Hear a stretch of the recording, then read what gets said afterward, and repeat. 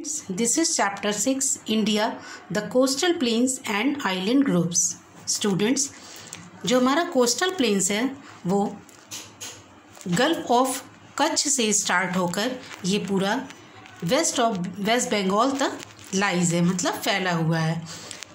Waste में Arabian सी है, south में इंडियन ओशियन है और ईस्ट में बे ऑफ बंगाल। तो इन 3 वाटर बॉडीज़ के साइड में हमारा ये कोस्टल प्लेन फैला हुआ है।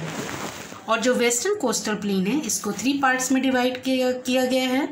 सबसे फर्स्ट पार्ट है कैथवार कोस्ट, मिडिल पार्ट है Konkan coast and Malabar coast.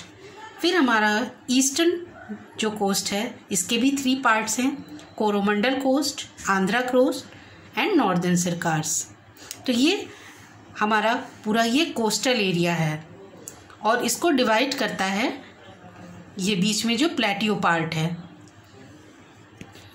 अब इन कोस्टल प्लेन्स में लाइफ बहुत ही इजी नहीं है क्योंकि यहाँ जो वाटर है ये बहुत सॉल्टी होता है। तो यहाँ का जो क्लाइमेट है, जो मौसम होता है वो हमेशा ह्यूमिडिटी वाला होता है। और ईस्टर्न कोस्टल प्लेन्स पर जो रिवर्स होती हैं वो डेल्टास बनाती हैं और वेस्टर्न कोस्टल प्लेन पर पेट्रोलियम ऑयल के वेल्स होते हैं, कुएं होते हैं। अब जो स्टेट्स इन कोस्टल एरियाज़ में हैं तो सबसे पहले वेस्ट में गुजरात, महाराष्ट्र, गोवा एंड केरला, ये स्टेट्स हमारे वेस्टर्न साइड में हैं। और ईस्टर्न साइड में कौन कौन से स्टेट्स हैं? Tamil Nadu, Andhra, Telangana, Odisha, West Bengal and Karnataka. ये स्टेट्स हमारे ईस्टर्न कोस्टल प्लेन्स पर हैं। The next is island. 2 island groups हैं इंडिया में। फर्स्ट है अंडमान एंड निकोबार आइलैंड्स। यहाँ पर 572 टोटल आइलैंड्स हैं जिनमें केवल 38 पर लाइफ है, मतलब 38 ऐसे आइलैंड्स हैं जिन पर कि लोग रहते हैं। और यहीं पर सबसे लास्ट हमारा इंदिरा पॉइंट है यहाँ पर। फिर हमारा लक्षद्वीप, यहाँ पर टोटल 43 आइलैंड्स हैं।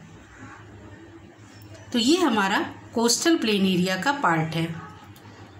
The next topic is life in islands. Islands की लाइफ बहुत ही इजी नहीं होती स्टूडेंट्स।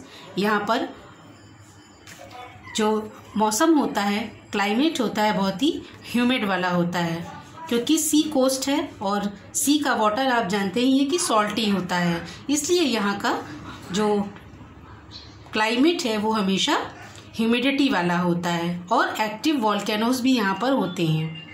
और पहले के टाइम में जब हमारा कंट्री ब्रिटिशर्स का गुलाम था तो उस समय जो काले पानी की सज़ा दी जाती थी वो इन्हीं आइलैंड्स पर हमारे फ्रीडम फाइटर्स को भेजा जाता था।